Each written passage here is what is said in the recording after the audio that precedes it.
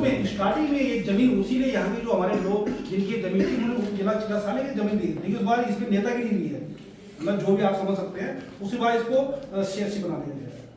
और आप ये लोग समझ सकते हैं कि यहाँ पर कितनी तो यहाँ पे बहुत, लेकिन उन्होंने इसमें एक वर्ड और रखा कि ये जो अस्पताल है ये उप जिला चिकित्सकीय है, तो इसे कौन करेगा? इसकी भी हमने मांग की है कि इसको उच्चीकृत किया जाएगा।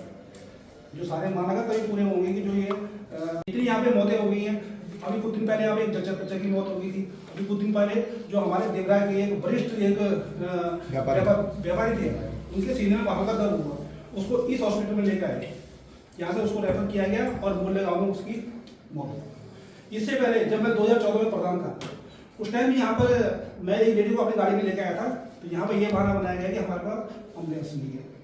उस जगह में उस लेडी को अपनी गाड़ी में डिस्कस नहीं है, जहाँ उन्होंने बोला कि हम तो एक ही बच्चे या जच्चे या बच्चे की मौत होगी, नहीं तो ठीक था। दूसरी बात समस्या है कि यहाँ पर जब एम्बुलेंस रहती है उसमें तेल नहीं होता है, तेल उसमें कौन डालेगा? गाड़ी के टायर पंचर होते हैं, कहीं बोला जाता है कि यहाँ पर उसके लिए ड्राइवर ही नहीं है। मतलब कई बार यहाँ पे ये चीज़ हम सुनने को मिलती है। ये मतलब ये तो जनता को वो नहीं है, ये तो प्रशासन शासन देखेगा ना, एम्बुलेंस को हम आगे देंगे नहीं। कभी कहते हैं गाड़ी का टायर पंचर होगा, कभी कहते गाड़ी में तेल नहीं, कभी कह रहा गाड़ी वहाँ से आएगी। तो क्या इतना बड़ा ये हॉस्पिटल है यहाँ पे, यहाँ 70-80 हज़ार की यहाँ पे आबादी है, जनसंख्या है। ये जो हॉस्पिटल है ये 3 विधानसभा के अंदर में आता है। ये देवराय में, नंदनगर में और सामने पौड़ी कोट ब्लॉक में कम से कम 100-200 ग्राम सभाएं इसके अंदर में आती है। तो क्या यहाँ पे अगर सपोज किस टाइम अगर यहाँ पे ड्राइवर नहीं है या एम्बुलेंस नहीं है, तो क्या यहाँ पे स्टैंड बाई एम्बुलेंस नहीं रह सकती? यहाँ पे आप समाज किसी को कुछ हो जाए, आपको भी मेरी गाड़ी तो वहाँ जा रखी है, तो क्या स्टैंड बाई की कोई व्यवस्था नहीं है? हम तो ये पूछना चाह रहे हैं। बाकी हमारे कोटा जी ने अभी बहुत प्रयास करे हुए, ये आस ही नहीं हमारे। ये जानना चाह रहा हूँ कि जो मैंने ये लेटर वहाँ दिया था, जो आपके संज्ञान में है, तो इसमें आप लोगों ने क्या क्या कार्रवाई, मतलब आप कहेंगे शासन, आपने शासन को क्या रिपोर्ट भेजनी है, क्योंकि इसमें मैंने लिखा भी है कि इस अस्पताल को उच्चीकृत किया जाए। तो आप इसकी रिपोर्ट उच्चीकृत रिपोर्ट आपने देनी है। और जो इसमें मैंने डॉक्टर की मांग करी है कि इसमें आपने कितने डॉक्टर मतलब इस हॉस्पिटल में आप दे दो विशेषज्ञ तमाम यहाँ पे डॉक्टरों की तैनाती की जो मांग करी हुई है, तो इसमें आप फिलहाल हमें बताओ कितने डॉक्टर आप यहाँ पे दे रहे हैं? कुछ नहीं, खाली। और उच्चीकृत के लिए आपने क्या शासन को ये रिपोर्ट भेजी है नहीं भेजी? आप कहते हैं शासन हमें ऑर्डर देगा, तो आपने वो तो आप बताओ ना कि यहाँ ये उच्चीकृत मतलब यहाँ जरूरत है, तो आप मुझे इसका जवाब दीजिए कि आपने भेज दी है या इसमें क्या कार्रवाई इस लेटर में? आपकी तरफ से क्या कार्रवाई की गई? आपकी तरफ से क्या कार्रवाई की गई? कुछ नहीं।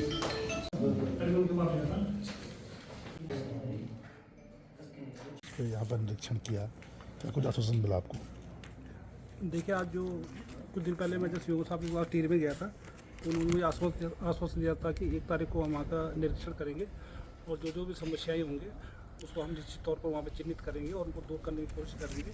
तो आज यहाँ पर ये सीओ साहब आए थे, तो उन्होंने इस हॉस्पिटल का निरीक्षण किया और काफ़ी कमी उन्होंने यहाँ पे पाई है। जैसे उन्होंने यहाँ पर जो खासकर हमारी जो मांग है विशेषज्ञ डॉक्टरों की, और इस हॉस्पिटल को उच्चीकृत करने की जो हमारे जो प्रथम जो हमारी मांग थी, तो उसको भी उन्होंने लोगों ने सुना। और यहाँ तक कि जो लेटर मैंने उस टाइम अपने स्वास्थ्य मंत्री जी को दिया था, तो उन्होंने आज हमें बताया कि हमने आपका जो लेटर है वो जो जिसमें मैंने उच्चीकृत के लिए मांग रखी थी कि हमने वो शासन तक वो लेटर हमने भेज दिया है और बहुत जल्दी उन्होंने यहाँ पर विशेषज्ञ डॉक्टरों की तैनाती का हम लोगों को आश्वासन दिया है। सर, प्रधान जी ने सीएमओ सर को लेटर दिया था, आपने यहाँ का निरीक्षण किया, क्या कहेंगे सर? जो प्रधान जी ने सीएमओ सर से अनुरोध कराया था, बिल्कुल सही अनुरोध किया था। ये यहाँ पे इस पूरे एरिया में कहा जाए तो श्रीनगर मेडिकल कॉलेज के बाद ऋषिकेश एम्स के बीच का पूरा एरिया मेडिकल सुविधा के हिसाब से एक वैक्यूम सा है। और ये जो सीएचसी है सेंटर पर है, और यहाँ पे अगर कोई भी एक्सीडेंट होता है तो अचानक से पहला उपाय तो यही आएगा कि यहाँ पे आएंगे। और यहाँ आने के बाद पता चलता है कि विशेषज्ञ नहीं है तो ज़्यादा घोर निराशा वाली बात हो जाती है, आदमी उम्मीद खत्म हो जाता है। और यहाँ से हम श्रीनगर जाए या एम्स जाए कम से कम 2 घंटा तो लगेगा, तो इसमें मरीज की हालत और बिगड़ने की ही संभावना है। तो जो इनका प्रस्ताव है और डिमांड है बिल्कुल जायज़ है कि यहाँ पे विशेषज्ञ की तैनाती होनी चाहिए। नए बच्चे तो हैं, पर नए बच्चों के साथ में ये दिक्कत है कि वो जो विशेषज्ञ हेड इंजरी और वो सब वाली बातें हैं, उसके नज़रिए से पर्याप्त सुविधा नहीं बन पाती है। कोशिश चल रही है, विशेषज्ञ अगर जिले को उपलब्ध होते हैं तो जिला अस्पताल, उप जिला अस्पताल के बाद सीएचसी पर आएंगे। और दूसरा इनका कहना था कि एम्बुलेंस की सुविधा, तो एम्बुलेंस की सुविधा में पहला ऑप्शन तो यही है 108 एम्बुलेंस। अगर किसी कारण से 108 एम्बुलेंस नहीं आ पाती है तुरंत, तो जो अस्पताल में सरकारी एम्बुलेंस है उसके द्वारा मरीज को भेजे जाने के निर्देश प्राप्त हैं। उसमें ड्राइवर जो है, एक ड्राइवर और तेल, इसके लिए सीएमओ सर से प्रभारी को निर्देश है कि इसमें कोई कोताही ना बरती जाए और ये तत्काल से मरीज को लाभ पहुंचाया जाए। इसके अलावा और था कि अल्ट्रासाउंड मशीन तो है, अल्ट्रासोनोलॉजिस्ट नहीं है। हमारे पूरे ज़िले में एक अल्ट्रासोनोलॉजिस्ट है और वही नरेंद्र नगर को भी देखता है और जिला अस्पताल को भी देखता है। इसके अलावा विशेष परिस्थिति में महीने में वो एक दिन बेलेश्वर भी जाते हैं। तो एक तरह से एक आदमी एग्जॉस्ट हो रहा है। तो अब ये है कि ऊपर तक भी ये मैसेज प्राप्त है, जैसे कोई दूसरा अल्ट्रासोनोलॉजिस्ट मिलता है तो हमारी यहाँ पर भी एक दिन हिंडोला खाल और एक दिन देवप्रयाग में भी अगला है कि यही शुरुआत की जाएगी। सचल चिकित्सा वाहन 3 जगहों पर, बेलेश्वर मतलब घनसाली ब्लॉक में और हमारे हिंडोला खाल में और छाम ब्लॉक में शुरू हो गया है। उस सचल चिकित्सा वाहन से दूर दूर के गांव में जाना और प्राथमिक उपचार वाली सेवा मिल रही है। धीरे धीरे इसको और स्ट्रेंथन किया जाएगा कि उन जगहों पर एक्सरे, और जाहिर बात है जब हम सामुदायिक स्वास्थ्य केंद्र में अल्ट्रासाउंड नहीं कर पा रहे तो उस पर, लेकिन योजना में है कि उसमें भी हम अल्ट्रासाउंड की सुविधा गांव-गांव तक पहुंचा पाए।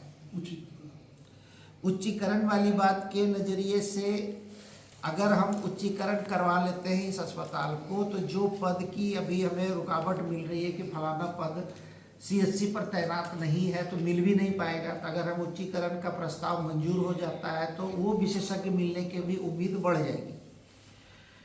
तो इस पूरे विशेष भौगोलिक परिस्थिति को देखते हुए और जो हमारा टूरिस्ट वाला जनसंख्या है और उत्तराखंड पर्यटन क्षेत्र के नज़रिए से, तो वो विशेष परिस्थिति के ध्यान रखते हुए ऊपर शासन को ये भेजा जाएगा कि इसको उप जिला चिकित्सालय बनाया जाए।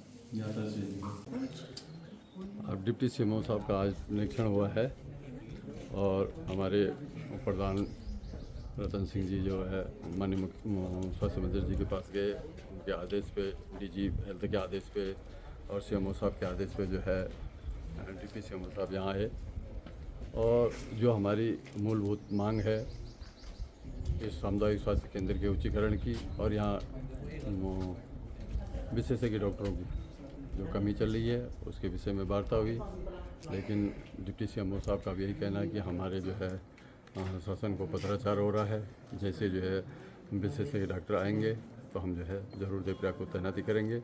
लेकिन हमारा पुनः फिर वही मांग है कि ये तीर्थ नगरी, कुंभ नगरी, 4 विधानसभाओं के बीच का सामुदायिक स्वास्थ्य केंद्र NH7 के मध्य स्थित ये सामुदायिक स्वास्थ्य केंद्र है, इसको जो है मध्य मानते हुए इसका उच्चीकरण होना चाहिए। अब मेरे माननीय सुबोध उनियाल जी स्वास्थ्य मंत्री जी से को बधाई भी है और हर्ष का विषय है, गर्व का विषय है कि हमारे क्षेत्र के स्वास्थ्य मंत्री बने हैं और इस बार हमको जो है खाली नहीं मिलेगा कुछ, हमें जो है झोली भरेगी और इस क्षेत्र को स्वास्थ्य की अच्छी सौगात मिलेगी, यही हमारी कामना है और माननीय मंत्री जी से यही हमारी प्रार्थना भी है।